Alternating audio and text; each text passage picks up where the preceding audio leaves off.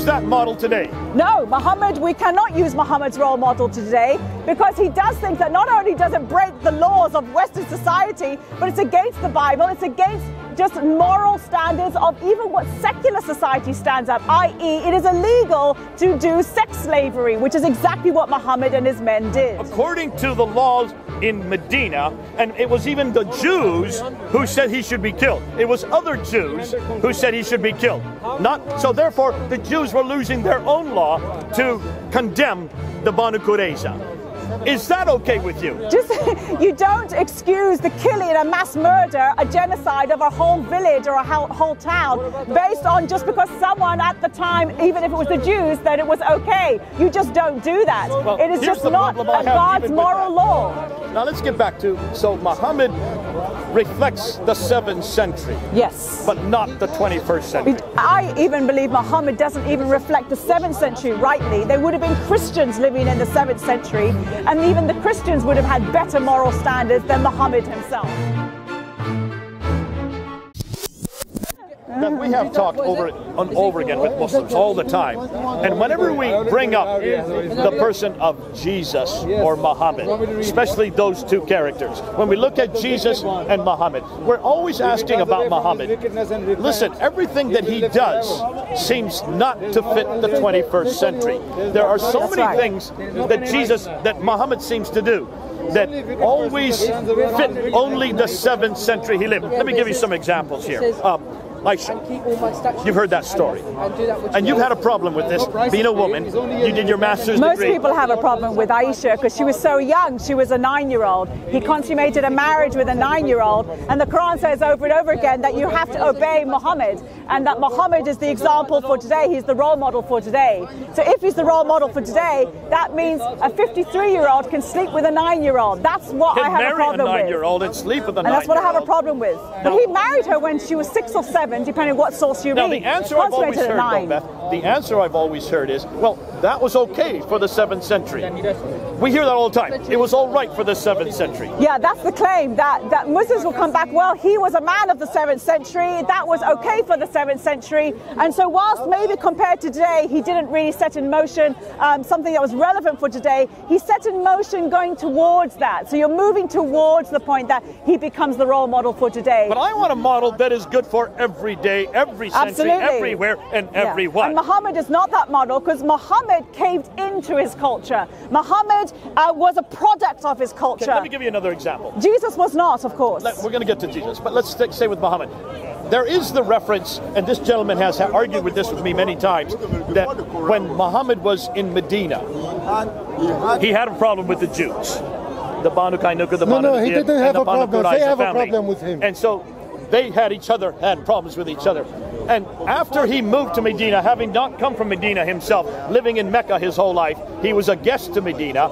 In 622 to 624, he tried to make a relationship with the Jews. It broke down in 624, that relationship. And after the battle of Badr, the first battle, he threw out the Banu Qurayza. A year later, after the battle of Uhud, he threw out the Banu Nadir, which is the second biggest Jewish family. And then after the Battle of the Trenches in 627, he didn't throw out the Banu Qurayza. He took all 800 of men and slit their throats in one day. One day, and took the women as concubines and the children sex as slaves. People use the term concubines, not understanding what a concubine is. This is modern day sex slavery. And you can get that story in Ibn Hisham. You can get that in Al-Waqidi. You can get that in Al-Bukhari. And you get references to it in the Quran. I've given you 4 references. And you get references in the Quran quite often on this point.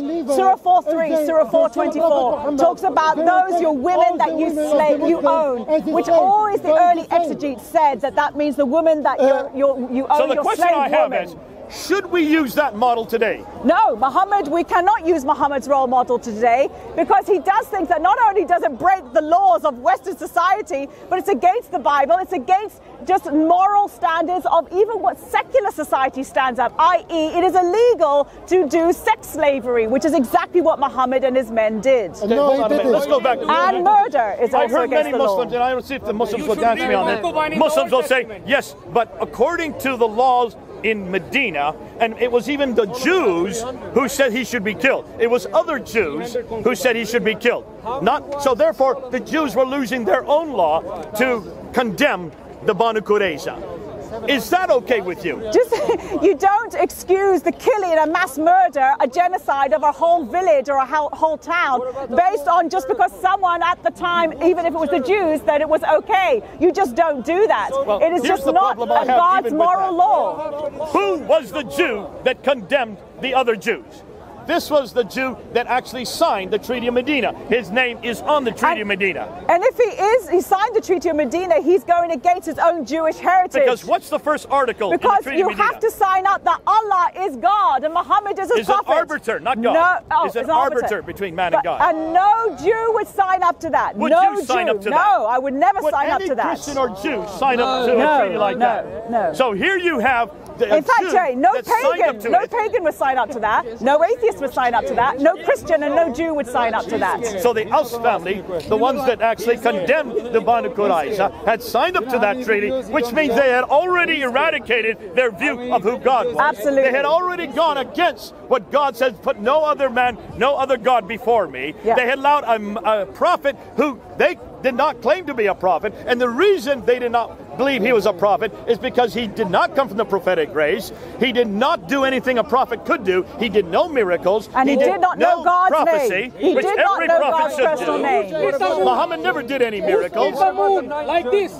Who split the moon? You really believe Muhammad? You really believe Muhammad split the moon? And he did many miracles. And he brought the moon down on either side of a mountain. Oh yes. I think no one observed would have seen it. In the 7th century, that the moon was on the Do you earth. know how big the moon is? How many people believe that Muhammad split the moon and brought the moon down on either side of a mountain here on earth? Don't you think it would have had an impact on the earth? On the rotation of the earth? To say nothing of what it would have done to all the waves on the earth. But nonetheless, nobody observed the moon had been split in the 7th century. But Muslims are so sure Muhammad had done it. And why do they believe he had done it? Because the Quran intimates that the moon was split in half and brought down 2 sides of a mountain. In Surah 54 and 56, Ayah 1, it says the moon will be split. But look at the context.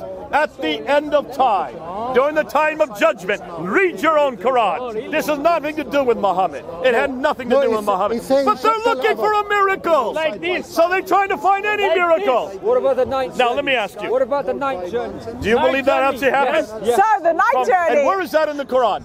It's in the Quran. Surah 17, Ayah 1. And what does it say? He went from the great mosque to the farthest mosque in 621. What is the farthest mosque? That's in Jerusalem. What mosque was in Jerusalem in 621? There was no mosque in Jerusalem. What Muslims were in Jerusalem in 621? No Muslims in Jerusalem. The Muslims didn't even get to Jerusalem until 654. Al-Aqsa Mosque. Sorry, 652. The Al-Aqsa Mosque was built in the night in 710. That's the 8th century. That's 100 years later. Get your dates correct. It was originally a mosque. How can it go to a mosque that didn't exist? It would not exist for 70 years. But you're so persuaded there was a mosque there. Do you know that the Dome of the Rock precedes the Al-Aqsa Mosque? Are you aware of the fact that the Dome of the Mosque was built in 691, Muhammad died in 632, Al-Aqsa Mosque was built in 710. So how could Muhammad have gone to the Al-Aqsa Mosque? Because he went there. There was no mosque. It had not yet been built. It would not be built for 60 or 70 years. Pray to that direction. You don't even know. We get this all the time. This is the logic of Islam. They are so concerned that Muhammad did a miracle. Because for Muslims, the Quran is more important and the early text than any other evidence. So if evidence that proves or disproves the Quran, they'll still go with the Quran. This is what we call a historical anachronism. Yes, what you have just shown us is a historical anachronism in the Quran, which proves the Quran's in error, which means it cannot come from God as well. Meaning it is only a man-made document. How can you say that Muhammad went from the great mosque to the farthest mosque in Surah 17, Ayah 1, when this took place in 621? There was no mosque there in 621. The Al-Aqsa Mosque was only built in 710. It's rebuilt, not built in 710. It's rebuilt. There is no It's rebuilding. rebuilt The in 70 temple was What there. built? There was no mosque there. The temple was destroyed in 70 AD. All prophets. There was nothing there. Unless of course, it's all pre-Islamic, and it's all to do with the Nabatean traders, which we now know that a lot of early Islam comes from. That's a huge. That could be. We're going to do that here at Speaker's Corner when we show where the mosques are and where they're actually looking. That's for another time. Now let's get back to, so Muhammad reflects the 7th century. Yes. But not the 21st century. I even believe Muhammad doesn't even reflect the 7th century rightly. There would have been Christians living in the 7th century, and even the Christians would have had better moral standards than Muhammad himself. Okay, like for instance. Well, so for example, take Jesus, who lived in the 1st century, who also lived That's at even a time. further away. That's even further. Yes, So you would even think him to earlier. be even more distinct. So 600 years earlier, or 700 years earlier or so, and even Jesus, he came in and he didn't fall for his own culture. He didn't live and compromise his standards. He didn't treat women badly. He didn't kill 800 men in one day or 700 men in one day, depending on what source you read. Here's some examples. In the 1st century, what was the culture that was dominant in the 1st century? Well, it would have been the Roman culture, the Greek culture. The Greek culture came first, then followed by and the then Roman. the Romans. So the Greek-Roman culture, let's just look at something like humanity. Yeah. How was the context of humanity vis-a-vis God in the 1st century in Roman and Greek culture? How did humans exist vis-a-vis God? Well, there was a real hierarchy of culture. There was a real, you'd have your elites, those who were in power. The aristocracy. And they would be ruling the people who were poor, who had nothing. And they were, in some sense, in Jesus' time, the Jews especially were under the control of this empire. And so that was what very, did Jesus very say suppressive. in confrontation to that? Jesus actually confronted that, did But he not? didn't say to take up arms. Jesus didn't say to take up the sword. He didn't say to fight back. What did he say about humanity, though? What did Jesus say about the hierarchy? Is there any All hierarchy? people are equal in Christ. All through the New Testament, it says, in the Lord, all are equal. In Galatians all are 3:28. equal. Man and woman. No, it says man has authority over woman. Free and slave. All Man are has authority over equal. woman. Jew or and Greek. Gentile. All are Man equal. have in Jesus authority Christ. over All women. are equal in It's not Jesus Christ. equality. Oh, Yeah. I love that. It's not equality. How about And in the New Testament, it often says, it puts forward the ideas that people believed, and then it says, however, in the Lord, this is the real state of things. In the Lord, all are equal. in 1 Peter, it talks about the priesthood of all believers. Explain that, Beth. What does it mean, the So priesthood of all everyone believers? is considered a priest in Christianity. So you're a priest. Absolutely. I'm a priest. Yeah. He's a Yeah. priest. Why? Wait a minute. A woman is a priest? Yeah. So why? Because a priest is someone who can enter the presence of God. And because of who Jesus is, we can all now enter the presence of So God. every one of us is a priest of all. We're all priests. But let me ask you. The equality. He's going to bring up the thing with equality. listening. As a woman, The priest are should we listen. equal before the Lord? Absolutely, What we're kind of equal priest are before you? the You are Lord. not a Absolutely. human Is being. that as relevant then as it is today? Absolutely, This is the because 21st century. it's human nature for one gender to suppress another gender, but God doesn't suppress a gender. It's human nature to do that, but not what God What wants. is it? Go ahead. Can you explain? And 1 Corinthians 11 verse 3 says, but I would have you know that the head of every man is Christ, Yeah. and the head of a woman is the man, Yeah. and the head of a Christ is God. So Yeah. there's a hierarchy of beings. Equality, How you yeah? say there's equality? Ah, Here we so go. what does head mean? What does head mean? does headship Are mean? you imposing a Muslim idea on head? no, See, I reckon in Islam, Let's go to head, Ephesians. Jay, Let's in go to Islam, Ephesians 5. I reckon head find each other, means yeah? you are a You reckon. suppressive man You reckon, over a or you woman. know. Take Surah reckon or you 4:34. know. I know, Surah 4:34. your The head. man It's your is head. above the woman. It means there is a hierarchy in even Yes. status that the man is What does it above. say in- That's not biblical headship. Beth, let's go and see what a biblical headship is, because that's a very good I don't question. think he agrees Because with you. Jesus Forget about came. equality. What He did brought this Jesus? as an example Jesus is in the my first head. century. Jesus is his head. Jesus is the one we worship. What did Jesus do? What did Jesus do with the disciples? Came and he washed the disciples' I love feet. that. Jesus came and he Washed the died. servant's seat. And he washed died for the every one of disciples' us. feet. And what was he showing by washing the He disciples' says, feet. just like what I have done to you, do likewise to everyone said, else. "Get my enemies So, and kill him from Jesus everybody." washed the disciples' feet. That's That what he means said. my head washes my feet. Oh, My it gets head even better than dies that. for me. In Galatians 5, as a husband to a wife, He it says dies a for husband me. must be able to love his wife. And Enough. how much should he love his A wife? husband loves his wife He should enough love to his die wife. for her. Not He talking about gives husband and himself wife. up for her. Loves her That so is how much that he's That's willing what to my die. head He's does. talking So about man that's and true woman. headship, right? So you need to understand what headship Biblical means. headship is not Quranic headship. he's your head. Quranic headship is suppression of the woman. Quranic headship means that the man is above the woman. Surah 4:34. So And let's it- look at family, because family is another idea that comes out in the first Actually, century, can I- where can Jesus I was there. review In the first century, can where I Jesus review was, that? 1 minute, when the first century, If you give me a where chance. Jesus was living, the idea of family was very much that the highest form of love was between two men.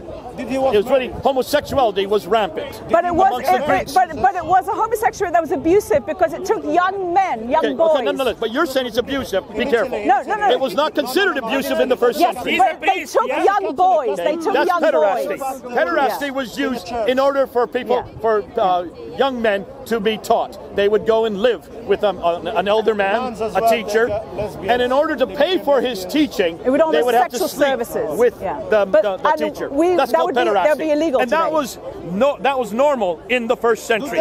The whole thing with the military, the officers would have young conscripts come and sleep with them at nighttime. That was considered to be perfectly normal. What are you saying? And in fact, if you look at all the Greek tragedies, take a look at all the Greek tragedies, and they only have men in them. No women. There's nothing with women in the Greek tragedies. Now, why is that? Because the highest form of love between the Greek and Roman environment was between a man and a man. That's what we now know about the first century. And women were considered much less than a man In fact, if a that man time. fell that in love time with his period. wife, he was considered to be mildly insane, according to Roman and Greek thinking. Now, what did Jesus do in that culture? But Jesus What didn't did Jesus fall do? for that at all. Jesus said, "Pay tax to the Jesus came Caesar." in because who is Jesus? That's what he said. He's God come to And show he said, "Pay us tax to the his Caesar moral to uphold standards them." and how we are all equal before God. Really? So Jesus, when he saw women and boys and children, he didn't abuse them. He treated them as equals. He said, let the children come to me, even though the other adults were pushing the children In away. Romans 1, it's but it very was not clear in against it was not in an homosexuality. abusive way. Yeah. Same as women. When women, even women who were considered unclean, or women who would have been stoned to in What did he say adultery, to he did Mary not treat Magdalene? the women badly. What did he say to Mary Magdalene? Well, women who who was a prostitute? What he said to So the Gentile some woman. women came to him and they wept at Jesus' feet because they were asking his forgiveness, and he reinstated them as he treated them with equality, and he treated them with value, and he forgave their sins, which only God can do. So he elevated the status of women, is what you're saying, from a first century environment. But more than that, what he says about women then, when he says about families then, what he says about humanity then, was still valuable today. Can we still use those same categories? That's what's wonderful about Jesus, because the way he treated women, the way he responded to children, the way he responded to men, the way he responded to the rich man, the way he responded to the poor man, the way he responded to those who were ruling and those who were homeless. Jesus treats them all with value and respect. That is relevant for today. That is relevant for today. A couple of things. First of all, in Islam, the value of women is so much that Muhammad peace be upon him says that paradise lies under the feet of your mother, not father. First of all, that's the point I'm trying to make. What Islam has given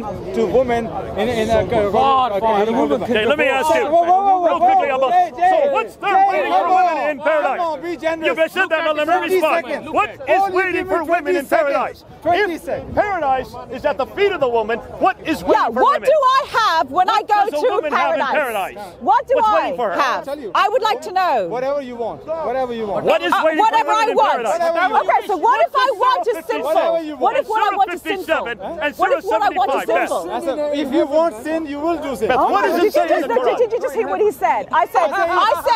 He said, I'll get to heaven whatever I want. I said, what if I sin? He says, if you want to do There is sin no in sin heaven, in you will heaven. get it. There is no That sin is in not a heaven. paradise of want to go to. He says that paradise is at the foot of the mother. You as a woman, you would know. You did your master's degree on Okay, so let me just respond to that. How about paradise That's being at the foot? What about paradise being at the foot of a single woman? What about paradise being at the foot of a single woman who doesn't have a child? You see, you've left me out of the whole equation. That does not relate to me, Abbas. Are you going to yell the whole time she's talking? You're trying to talk over her. Now we'll give you chance. But did you see the question we've asked? You've not answered our question.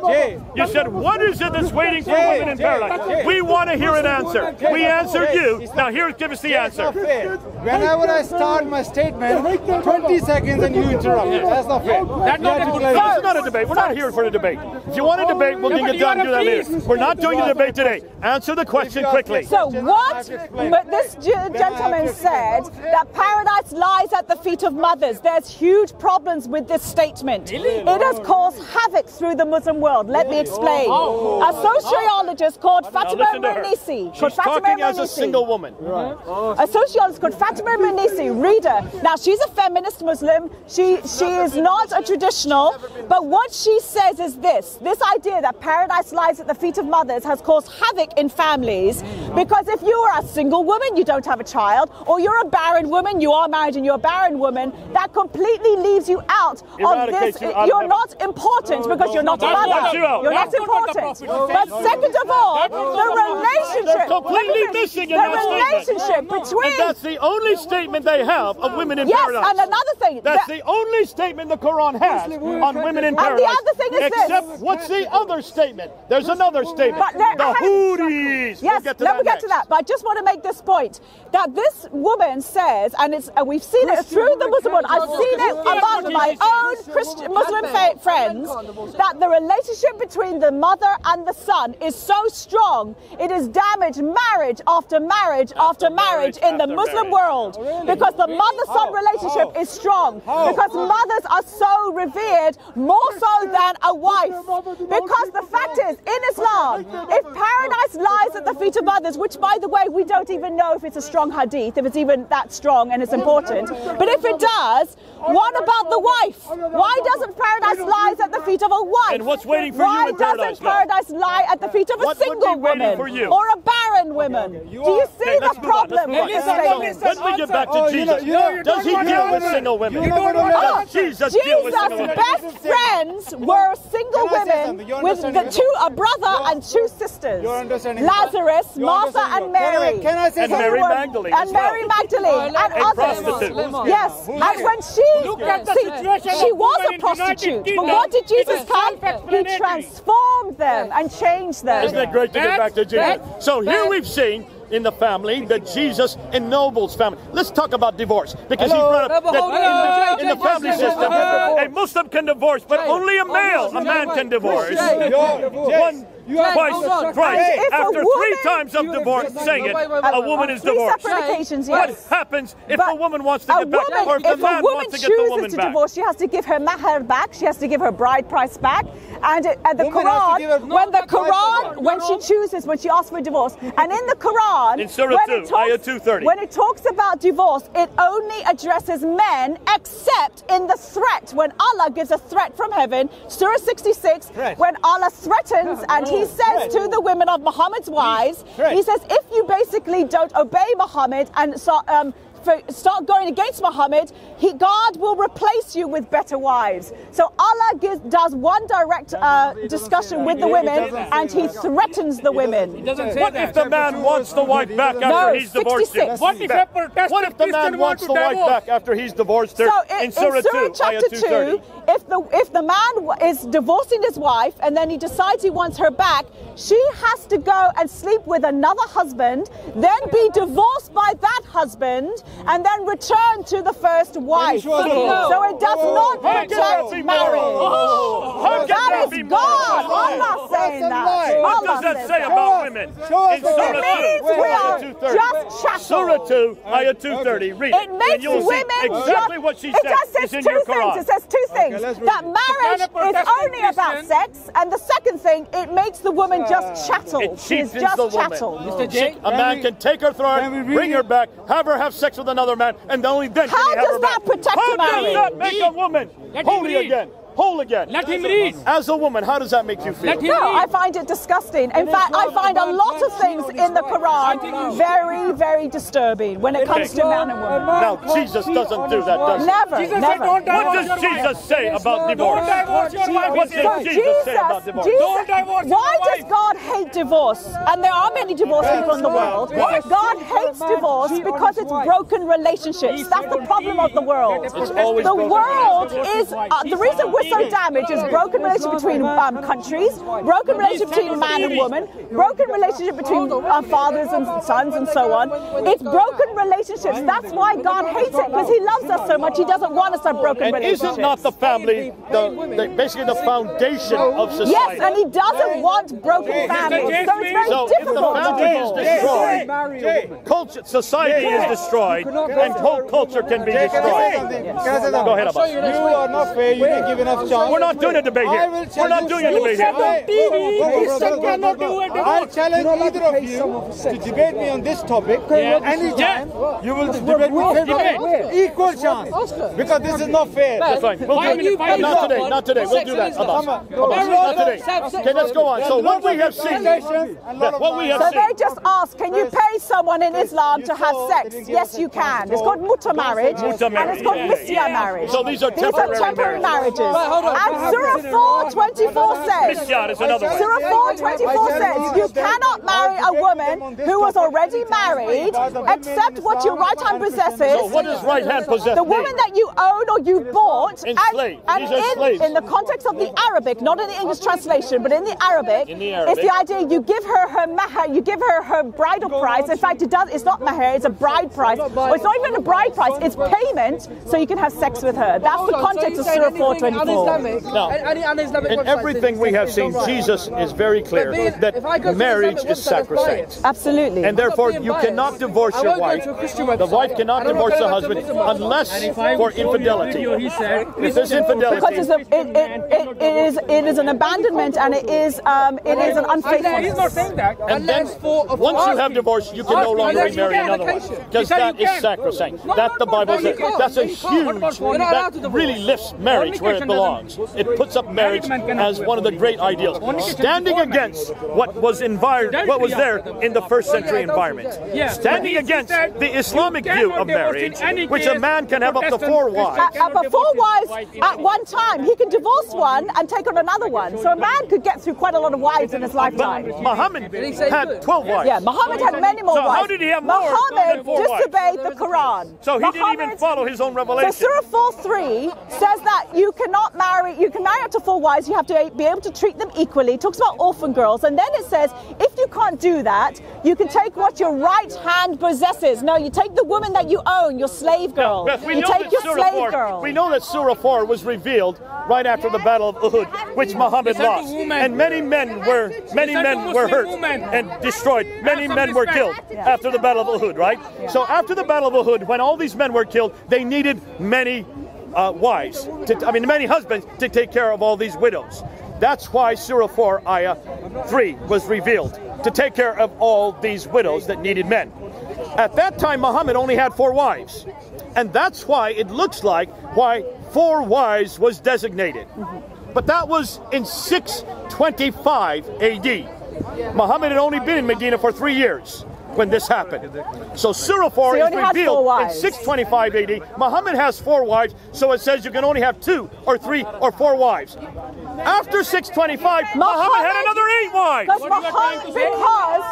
How can he have another 8 wives? What you are trying to say? And does not even hold on to his own revelation. Muhammad goes against his own revelation. Does Jesus do that? No, Does Jesus go against his own No, revelation? Jesus actually takes the Jewish law and even some man-made laws that the Jews had made up, and he lifts it, and he puts God's view on it, God's morality on it. He says, I say unto you in the Sermon on the Mount in Matthew 5, 6 and 7, says, I say to you, or you have heard it said, but I say to you. So he actually lifts the law. He makes it better. And he actually models it. Now that kind of law, look what we've done today. Now it's getting dark, we're going to have to go. But what we have shown today is that Jesus, not like Muhammad, is much more relevant for the 21st century. Yes. Muhammad is not even relevant for the 7th century. Yeah, absolutely. And he goes against his own law. What he did with women is not relevant for today. And it would not have been relevant in those days because remember,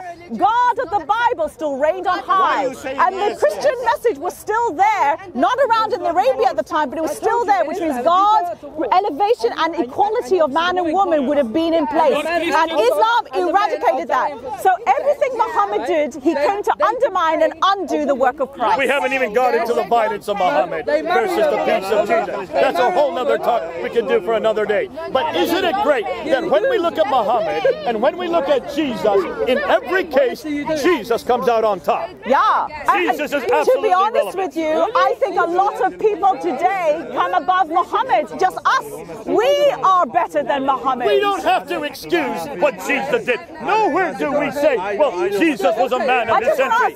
He was not a man of his century. He stood against his century. Absolutely. He stood against the Roman belief. He stood against the Greek practice. And he became really the best model, not only for the 1st century, Before today. but for the 7th century, and even for today in the 21st century. Why calling women I a love dog? Jesus. Why calling women a dog? Jesus! Why calling women a Who is dog? the King of Kings? Jesus!